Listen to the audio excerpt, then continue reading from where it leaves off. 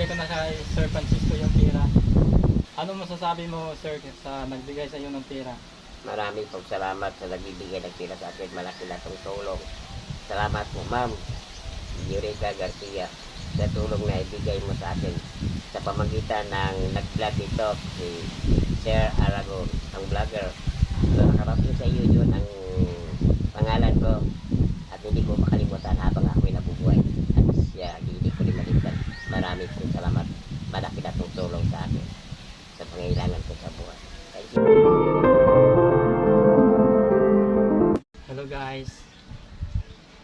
Yan, for today's video guys, andito pala ako ngayon para gawan po ng part 2 yung gi-vlog ko po yung una na yung pangalan na si Inday Inday. Ano yung totoong pangalan? Raimundo Francisco. Raimundo Francisco guys. At ito guys, yung nag-vlog po kami. Inano ko yung tungkol sa buhay niya. Tapos yun, kailangan siya ng tulong.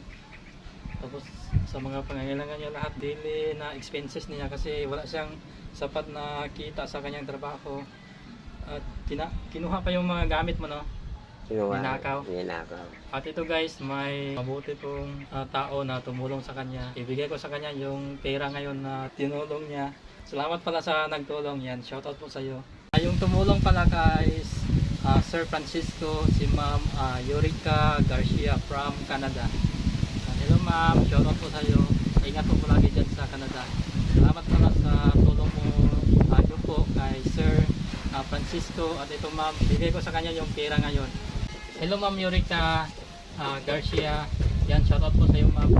Ito ma'am, bibigay ko na kay Sir Francisco yung pera. Ano masasabi mo sir sa nagbigay sa iyo ng pera? Maraming pong salamat sa nagbibigay ng pera sa akin. Malaki na itong tulong. Salamat po, Ma'am Eureka Garcia, sa tulong na ibigay mo sa akin sa pamagitan ng nag-vlog ito, si Sir Aragon, ang vlogger. So, nakarating sa iyo yun ang pangalan ko at hindi ko makalimutan habang ako'y nabubuhay. At siya, hindi ko rin malimutan. Maraming pong salamat. Malaki na itong tulong sa akin sa pangailangan ko sa buhay. Thank you. At ito pala sir, si Ma'am Eureka pala, isa pala siyang student. Pero taga dito siya sa Pilipinas, taga Pampanga po, Pampanga City. Tapos, doon siya nag-aral ngayon sa Canada. Wow. Tapos yung nakita niya yung video mo, naawa talaga siya sa'yo. Kaya sabi niya na tutulong siya daw sa'yo. Tapos sabi niya pa doon na kung malapit ka lang daw doon sa kanila, sa Pampanga, doon ka lang daw niya patirahin po sa bahay po nila. Kaso lang malayo ka daw. So tamang tulong na lang siya kahit sa pagkain mo daw. Yan. Tapos sabi niya pa kung may pera pa daw siya, kahit makapagbigay siya sa'yo. Alam naman natin na kahit si Ma'am Eureka, isa pong estudyante, alam naman natin kapag estudyante, so wala talaga yung pera, wala ding trabaho, di ba? So hirap ang buhay estudyante, pero kahit pa paano, si Ma'am, yun, nakatulong talaga siya kay Sir Francisco. Ano masasabi mo sa kanya? Bilang isa siyang estudyante, tapos yan, nakatulong po niya. Ma'am, marami pong salamat. Pilit na pilit ako. Isa ka pang estudyante pala at hindi ka pa nakapagtapos ng pag-aral. Ngunit tinutulungan mo ang mga tao. Isa kang mabait at masunurin na nilagay natin bata kahit hindi ka pa nag-asawa siguro, no? Sa ngayon, sana po marami pang estudyante ang maging katulad mo na makatulong at maasahan mula ngayon hanggang sa naroon pa tayo sa daigdig at makapagdulot ka ng kaligayahan sa iyong nanay at tatay. Ganun din sa iba. Higit sa lahat, kawaan ka ng Diyos, bibigyan ka ng yung pangarap mo matupad. Thank you. Siguro yung edad siguro niya mga 20 po. 20 plus, mga ganyan siguro. Batang bata Tapos, pa. yun, ang ano ko lang sa kay Ma'am Eureka Garcia, sobrang bait talaga. Talagang sobrang bait niya. Ang sobrang bait mo talaga, ma'am, kahit sa kabataan mong ngayon na nag-aaral pa, nagawa po pang tumulong. Na yung pera na kailangan mo sa pag-aaral, ginagamit mo pang tumulong. Sobrang ang bait mo. Maraming salamat mo. Sana kawaan ka ng Lord. Ipagbigay sa iyo ang pangarap mo at marami pang mga katulad mo. Again ma'am, ito na yung pera ma'am, binigay ko na sa kanya, buong buo talaga to ma'am. Yung binigay mong 1,000, yan, nakita mo. Yan, binigay ko na sa kanya ma'am. Yan, salamat po ma'am, salamat po sa suporta po kay Sir. I hope na maging successful yung pag-aaral mo dyan at makamit mo yung pangarap mo someday po. God bless you ma'am. Salamat po. Salamat sa lahat. At anong masasabi mo sa mga viewers ngayon? Sa mga ka-idol, sana po maging katulad kayo sa kanya. Kahit sang lagi natin kabataan niyang anyo at nagpag-aral pa, marunong nang gumawa ng kabutihan sa kapwa-tao. Sana maging ganun kayo. Salamat po sa inyo. Tapos ano masasabi mo sa mga sa mga viewers?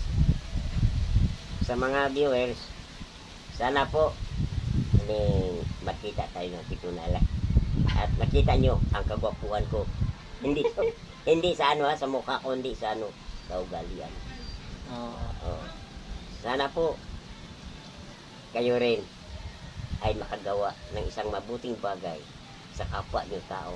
Higit sila sa ating may kapal na puso man nagbibigay sa inyo ng lakas, kapangyarihan para may buhay ang sarili.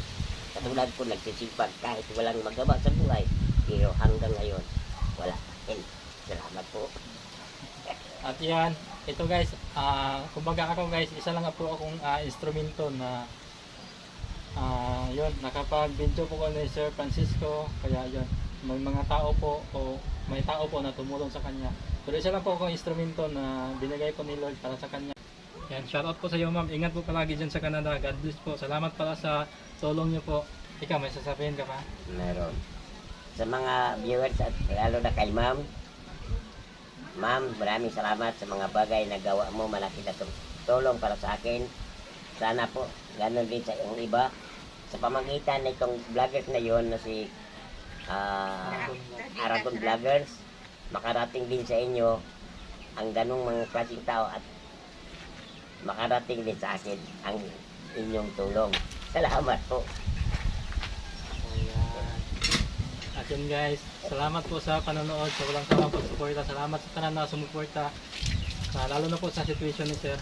Ito guys, malaking bagay na to para sa kanya. Kahit sa pagkain, yan. Siya lang kasi nag-iisa. Kahit sa pagkain, malaking bagay na to sa kanya. Siguro, masasabi ito, hindi man siguro sapat para sa isang buwan, no? Magkano ba yung gasto mo? Sa isang buwan, Sa isang araw? sa isang araw, pag kumain ako ng 3 beses, siguro mga malapit mag-200 kasi mahal ang binili dito. Kaya lang, ginagawa ko, isang beses lang ako kumain. Magkape lang ako, umaga at tanghali. Kawawa. Kasi, paano kung kumain ako ng 3 beses, wala namang sa sunod. Kaya nag-case na ako na gano'n. Nga ito yung natulong mo, nabigay mo, malaki na yung tulong sa buhay ko. Siguro makakain ka na tatlo. Makakain akong 3 beses nito. Salamat po, busog na busog. At yan guys, sa mga gusto pang tumulong dyan ni Sir Francisco, paki-PM na po sa akin guys. I-PM nyo lang po ako. Kahit piso-piso yan guys. Basta marami pong tumutulong. Malaking bagay na yan, malikom po. Para po sa yun, makatulong po tayo ni Sir Francisco. Sobrang kawawa talaga to guys. Sobrang kawawa talaga. Yan, kita nyo naman yung katayuan niya guys. Wala pa tong bahay. Tingnan nyo, wala akong bahay, wala akong nanay, walang tatay, higit sila. Wala akong asawa. Saan ka nanirahan ngayon? Patabi-tabi lang. Doon ako sa shop ko na pinutulan ng power ng kung ano, electric yan. Electric kung anong nuri ko. Hindi ko alam kung sinong pumutol.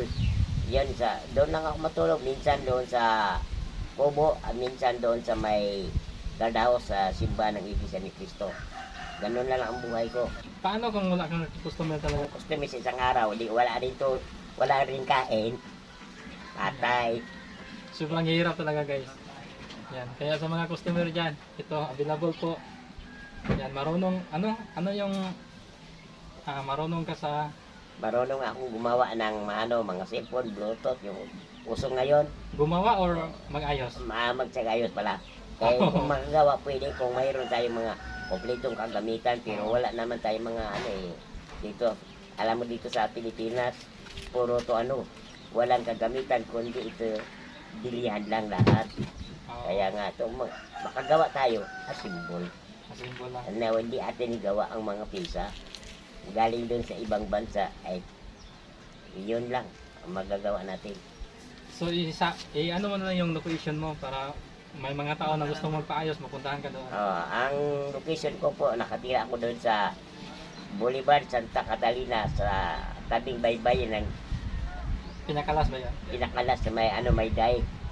Yung makikita nyo, pag nakita nyo may palengke doon ng isdaan, ayun, may mga pambot nun, makikita nyo sa kilid, kiliran. Tapos yung video sa harapan, mayroon nagtitinda yung yung banana cue at saka yung bilyaran. Pero hindi ako nagbilyar kasi di ako marunong magbilyar, hindi rin ako makaabot. Yan guys, narinig yun na yung sinabi po ni Sir. Yan. Ano bang panawagan mo sa mga viewers? Sa mga viewer ko, ang panawagan ko sana po ay palagi niyong magbait sa inyong kapwa-tao at pag makatulong din kayo sa inyong kapwa-tao na kailangan ng tulong nyo at kailangan kayong sumaya at magpasaya sa iba. Okay? Salamat po. Yan, salamat po sa panonood guys. I hope na itong video na to magbigay po ng daan para po matulungan po natin si Sir. Yan, salamat pala sa lahat ng nanonood, sa mga followers ko yan, viewers. Salamat po sa inyong walang sawang pagsuporta po sa lahat ng mga video ko po. Sa hindi pa nakapollow dyan, naka-like, share. Yan, mag-share na kayo guys. Mag-follow na rin kayo. Mabuhay ang Pilipino. Mabuhay kayong lahat mga Pilipino. Malaki man o maliit. Matangkad man, mababa. Tulad ko. Mabuhay tayo. God bless po. Salamat.